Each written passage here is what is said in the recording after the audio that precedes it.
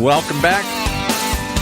Time to tune into Sales Pipeline Radio. Grab your board, catch a wave, and see if you can see that blue wave or red wave developing right over the horizon there. I know we don't talk politics much in this show, Matt, but I do think it's important for people to know that more and more people around the country, having listened to this podcast, are starting to write your name in for everything.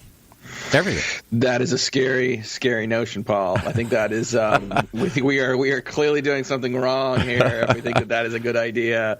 We are going to avoid politics on this show. I will only say that I am proud to live in a country where we can each vote and where we each get a say in what happens here, and there you go. Who our leaders are and the direction we're going to go and the decisions we make. And so, if you believe strongly one way or another, I don't care. Just get out there and vote. And whatever happens, Sales Pipeline will be here to support you. The Sales Pipeline is eternal. We are. Right. This is a bipartisan Sales Pipeline Radio. So thank you everyone for joining us on the first Sales Pipeline Radio of Q4. For those of you in their calendar fiscal year, Halloween is over. We're putting away the cobwebs, and we're starting from scratch. And we are heading into November, heading into December. Going to finish the year strong. If you're joining us live on the Funnel Media Radio Network, thanks so much for joining us. We're joined by live listeners at work every week, and excited to have you with us. If you're joining us with the podcast, thanks so much for subscribing. We are. I think we're over 40,000 subscribers now on the podcast. It's been crazy, and it's been really, really exciting to watch. So thanks so much, everyone, for listening to us. And every episode of Sales Pipeline Radio, past, present, and future, is always available at salespipelineradio.com. Very, very excited to have our guest today. We are featuring every week some of the best and brightest minds in B2B sales and marketing. Today is no different. I don't think it's a big stretch to say this is the hardest working man in B2B sales, at least B2B sales training.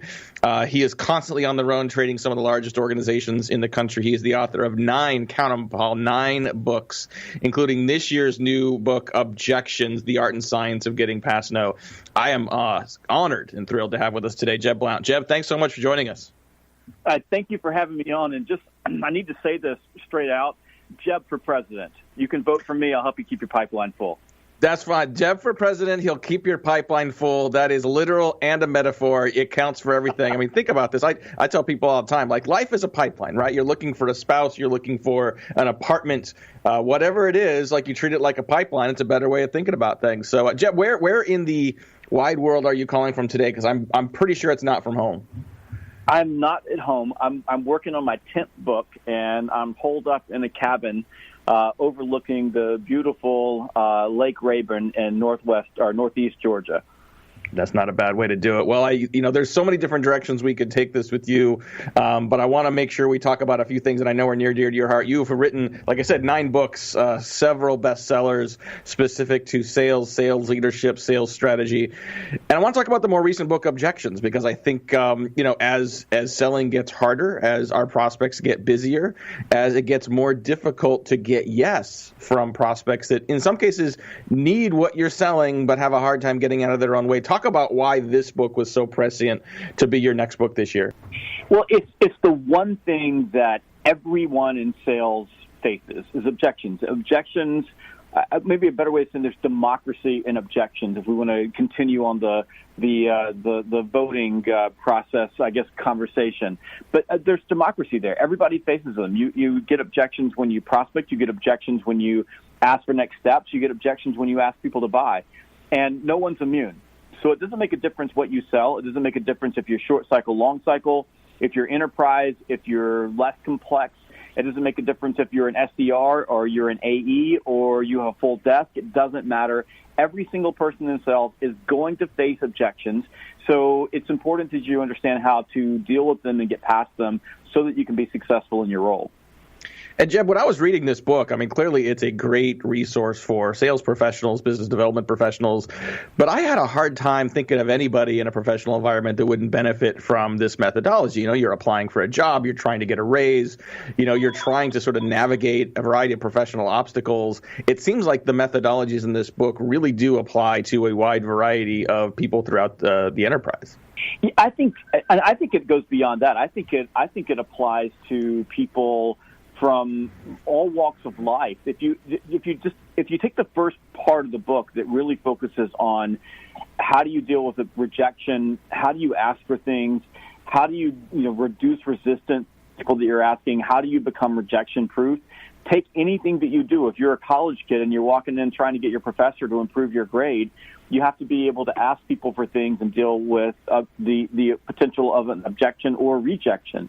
If you're an entrepreneur asking for money. So I wrote the book primarily for B2B salespeople, but the surprising thing about the book is how many people are reading it that are not necessarily in sales, but they still have to ask for things and they have to get people to say yes to them.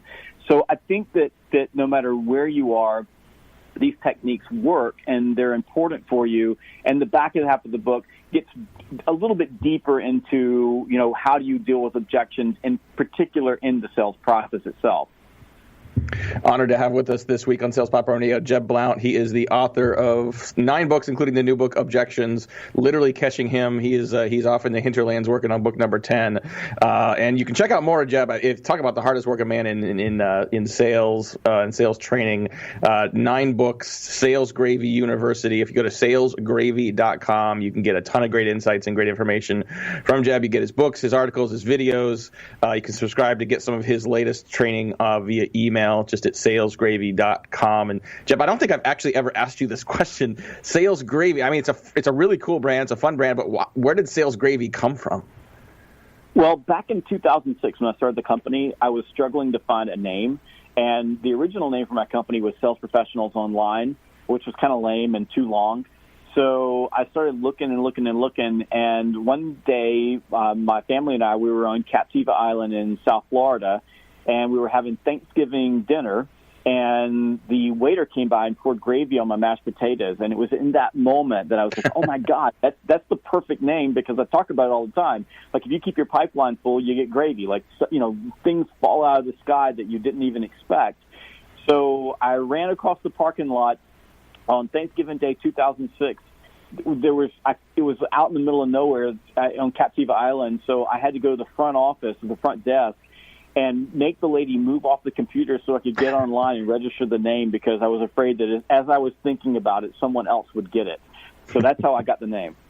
I love it. It's very unique. It's very memorable, and it's worked for you really well. Well, of all the topics you cover, I feel like in your content, in your videos, and if you haven't checked out Jeb's videos, make sure you check out. He does a great set of videos that you can find on his website, salesgravy.com, as well as on LinkedIn. You talk a lot about prospecting, and one of your books, I think your book from a couple years ago called Fanatical Prospecting. Talk about why this has been such a mantra for you, and what you see in the field that makes it such that we have to reinforce this topic again and again. Well, the number one reason for failure in sales is an empty pipeline. And the number one reason why people have an empty pipeline is that they're not prospecting. And if you look at businesses as a whole, so the companies that we work with, and when they've got sales or top-line problems, 80% of it's either because they're not getting stuff into the pipe, or they're not effectively advancing things through the pipe by getting micro-commitments and next steps. And prospecting is a big piece of that. Now, if we get deeper into this, if we start thinking about dealing with objections, a great deal of your ability to deal with an objection, the thing that impacts it the most is emotional control. So in every sales conversation, the person who exerts the greatest amount of emotional control typically has the highest probability of getting the outcome that they desire. Let's just say that you're standing in front of a prospect and they give you an objection and moving to a next step, or they give you a buying commitment objection. If you have an empty pipeline and you desperately need the deal, you're going to have a lot harder time getting past that objection, just because you lack the emotional acuity to stand there and be assertive and confident in the face of that objection and effectively handle it. But if you have a full pipeline, if you've got tons of deals in your pipeline, you have so much more emotional control. And this is where I think we miss sometimes and don't understand the connection between prospecting and sales process. Prospecting is asking for time, and the sales process is asking for a series of commitments. And when you have a full pipeline, you become much better at asking for those commitments, getting past objections, and effectively becoming a better negotiator, which improves your price, improves your margins, and improves your terms and conditions. Now, Jeb, as you and I both know, in the B2B modern sales and marketing literature, the term prospecting and let alone cold calling and using the phone have sometimes become dirty words, and people assume that it's kind of passé. I love watching, you and Anthony and Mark and others sort of answer that question, and I'm really excited about what you guys have done with your conference. Can you talk a little bit about outbound, if your perspective on outbound is related to prospecting and pipeline development, but also talk about outbound, the conference, and what people can look forward to next year? Yeah, it's funny. We talk about cold calling being bad, and I've got a sales team, and my company, Sales Gravy, we're what you would call a hyper growth company. We're doubling in size every single year, and we're growing exponentially, both in terms of people and in terms of our revenue. And so much of it's driven by cold calling. As much as we drive inbound marketing, and I believe in inbound marketing, and I believe in content marketing just like you do, and the things that you talk about and teach are fundamental to driving pipe. On the flip side of that, we know that outbound prospecting combined with inbound marketing is really, really powerful. Like it's rocket fuel for your top line. And when you talk about outbound, my team's doing cold calls right now for outbound. And yesterday we sold 50 tickets for outbound just on cold calls. We just call people up. We're interrupting in the middle of the day, and we're selling outbound tickets. And we do this every single day. And it's incredible from military recruiting. I was with the Texas National Guard last week, and we had a group of recruiters in the room, and we did 2 30-minute phone blocks, and we set 199 appointments on cold calls. Outbound prospecting is powerful, and the reason that we built the Outbound Conference was because businesses are struggling with this. And I hate to use the word passé. I don't think anybody ever wanted to do outbound prospecting. It's just that we've accepted that. And so many businesses have accepted it, and so many people have accepted it. And then there's a whole group of people that couldn't sell their way out of a paper bag who have found an avenue to talk about why they don't want to prospect on social media. And most of it's just plain noise. And smart companies, smart organizations understand that you've got to drive pipe, you've got to drive your productivity through the sales process, and you've got to make sure that you are prospecting to do all to pull everything through. And it's not about cold calling or not cold calling. It's about all of the above. It's about using every resource at your disposal, whether it's a telephone prospecting call, whether it's text messaging, social media, email, inbound, no matter what it is. And when you use all that in combination, you win. And that's why we built the Outbound Conference. So this year at the Outbound Conference, this will be our third year. We'll have 1,200 people at the conference. We've already sold 300 tickets, and it's the end of October or the first day of November, and we've sold out our last 2 years. We call it the rock show of the sales profession because it really is. We even have a fog machine, so it's awesome. And and we have this year. What's really I love to see is that we're getting teams that are buying 20, 30 tickets at a time. So we've sold 300 tickets, and at least half of those tickets I would say are companies who have bought tickets for their entire sales team. So they're bringing everybody in. It's a big deal. So we've expanded to a 3-day conference, 2 main stages, 21 speakers, and then a full day of training sessions on the 3rd day. So it's going to be a lot of fun this year. We're having a good time with it, and thank you for asking. Yeah, of course. You guys do a great job with this conference. If you want to learn more about the Outbound 2019 conference, it's in April at the Georgia World Congress Center in Atlanta. Just check out outboundconference.com. We'll put that link in the show notes for this podcast episode as well. We got to take a quick break, pay a couple bills. We'll be right back. We got more questions with Jeb Blount, CEO of Sales Gravy. This is Sales Pipeline Radio.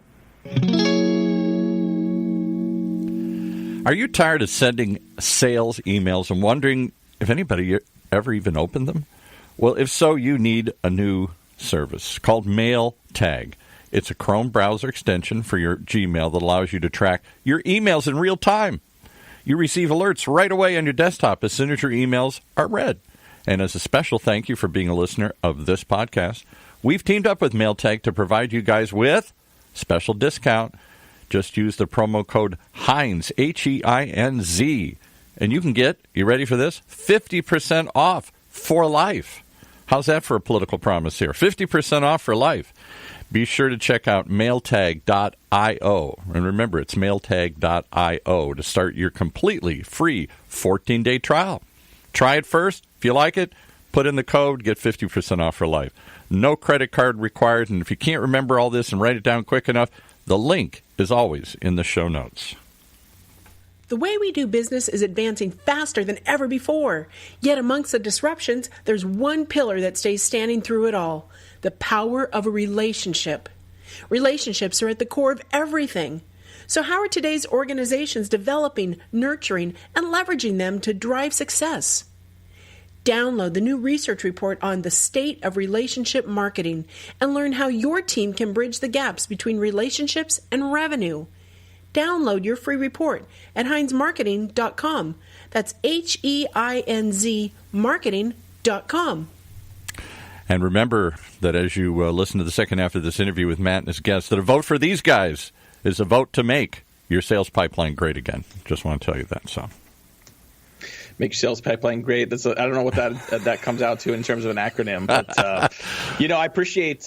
We have hats. We're working on hats for that too and everything. So, appreciate our sponsor of the show, mailtag.io. You mentioned them. Love what they're doing. If you are on Gmail and want a great tool, very simple, easy to use, and powerful tool to help manage follow up with your prospects. Really, anybody you're emailing with, definitely check out mailtag.io. Next couple weeks, we got some great guests coming up. We got Jeffrey Gitomer next week. He is the king of sales. I'm sure if you are in sales, you've read some of his material. Very excited to have him on the show. Coming up in the next couple of weeks, we've also got David Premer. He's a fairly new consultant. He's been in B2B sales for a long time. He's going to talk about the topic of cerebral selling. But we have a few more minutes here today with Jeb Blount. He is the CEO of Sales Gravy, author of several sales books, including this year's bestseller, Objections. And speaking of cerebral selling, Jeb, I know your book right before this one was Sales EQ, and you were talking a little bit about, controlling your emotions and controlling how well you manage the sale, manage the conversations. Talk a little bit about what was behind Sales EQ and the messages there. Yeah, Sales EQ was essentially the plug-in for Challenger, and which is a good methodology, but sadly has ruined several sales teams, lots of sales teams, just because it's left out the emotional connection. You can't use the Challenger methodology if you don't have a relationship, if you don't understand how to control your emotions so that you can impact the emotions and behaviors of other people. So when I set out to write Sales EQ, it was just to answer that question so that sales organizations could actualize some of the methodologies that were in Challenger. And really what it has become is we have entire sales organizations at multinational companies that are adopting Sales EQ, which is sales-specific emotional intelligence, because they understand that sales is inherently emotional, and it is emotional on the buyer side and it's emotional on the salesperson side. And it's not just enough to tell you that you have to control and manage your emotions. You have to have frameworks and techniques and processes so that inside the sales process, as a sales professional, as a leader, as a coach, and as an organization, that you're setting yourself up to gain that emotional control and the ability to influence and persuade other people while you're delivering insight, while you are challenging status quo, and while you're advancing your stakeholders through the sales process and while they're advancing through their buying process. Jeb, is the ability to do that, is that inherited? Is that learned? How do you, if you don't really have that kind of, empathy today, is that something you can learn or get better at? Yeah, well, one thing we know when we think about empathy is the data tells us that sales professionals who are lower on the empathy scale, who are more self-centric, over time have a tendency to outperform salespeople who are higher on the empathy scale. And now this is interesting science because it's good stuff. But the reason is not because they're better in the sales process. The reason is that salespeople who are lower on the empathy scale or are more likely to pick up a phone or walk in the door or interrupt someone's day and ask for time. The problem is that the salespeople who are lower on the empathy scale, those people who are naturally self-centric, they do really, really well in transactional sales or really short cycle sales. And they begin to fail dramatically as the complexity and the length of the sales grows. So people who are higher on the empathy scale are much better at the enterprise level than people who are lower on the empathy scale. So the question is, how do you balance that out? And it really comes down to one of the key pieces is awareness.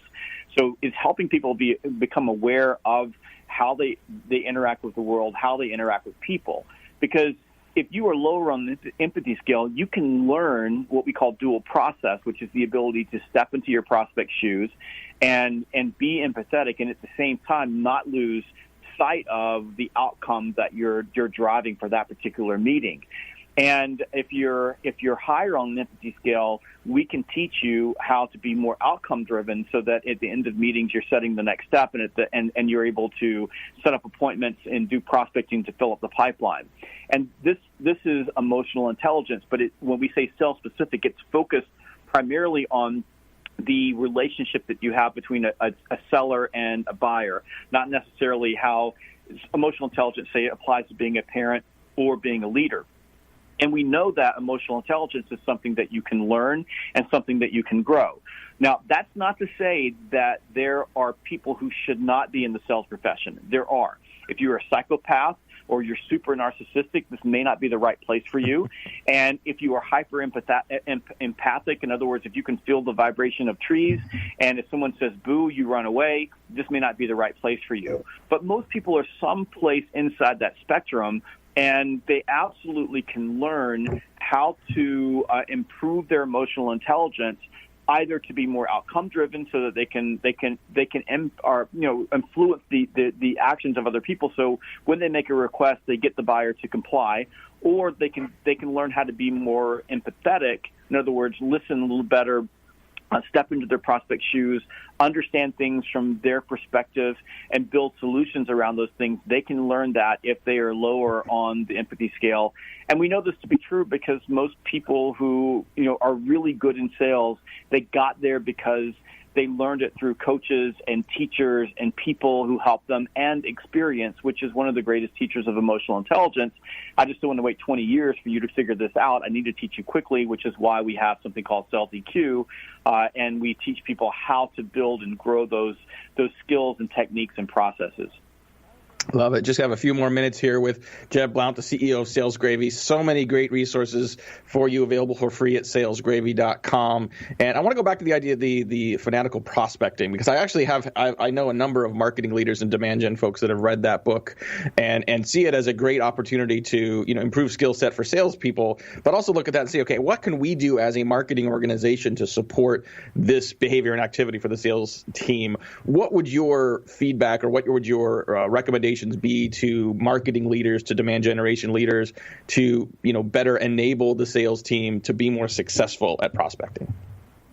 I think a great deal of it is familiarity. So this is harder for smaller companies than it is for larger companies. So if we look at familiarity from the way human beings operate, we tend to engage people and companies and do things that are more familiar to us than things that are less familiar to us. And this is why there's something called advertising. Advertising is a big part of marketing, because the more I see a logo, the more I hear a message, the more likely I'm going to take a call from a salesperson who is asking me for time.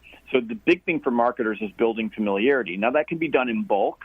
So you're doing widespread bulk marketing, where you're reaching out and you're just doing brand building, so that your salespeople, the companies that your salespeople are calling, know who you are.